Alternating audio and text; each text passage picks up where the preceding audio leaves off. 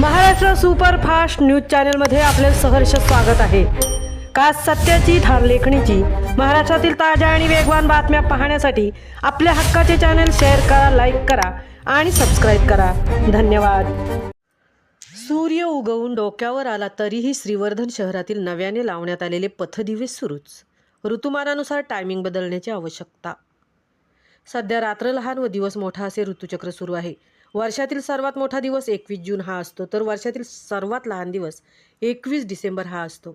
श्रीवर्धन शहरामध्ये बस स्थानकापासून समुद्र किनाऱ्यापर्यंत, तर बागवान मशिदीपासून शासकीय विश्रामगृहाजवळील समुद्र किनाऱ्यापर्यंत नवीन पथदिवे लावण्यात आले आहेत।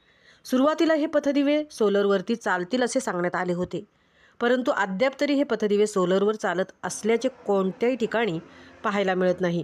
महावितरणाच्या विजेवरतीच हे पथदिवे सुरू असल्याचे पाहायला मिळते। सदरचे पथदिवे कार्यान्वित झाल्यापासून श्रीवर्धन नगर परिषदेचे वीज बिल देखील अत्यंत मोठ्या प्रमाणात वाढत आहे। काही महिन्यापूर्वी जवळजवळ 25 लाख रुपये थकबाकी महावितरणाची झालेली होती।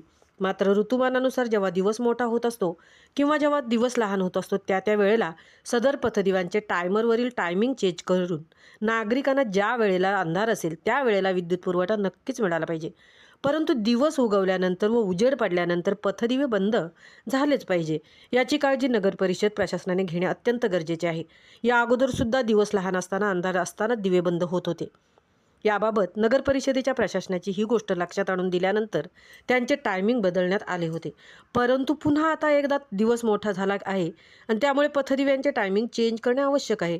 सदरचे पथदिवे सायंकाळी 7 वाजता सुरू करण्यात यावे व सकाळी 6:10 बंद करण्यात यावे। सायंकाळी 7 वाजता दिवस मावळत असतो, तर साधारण 6:10 दिवस उजाडत असतो। या वेळेनुसारच पथदिव्यांचे नियोजन करणे गरजेचे आहे, जेणेकरून श्रीवर्धन नगर परिषदेच्या वीज बिलामध्ये कपात होईल, एवढीच भावना आहे। महाराष्ट्र सुपरफास्टसाठी संतोष चौकर, तृप्ती भोईर, श्रीवर्धन।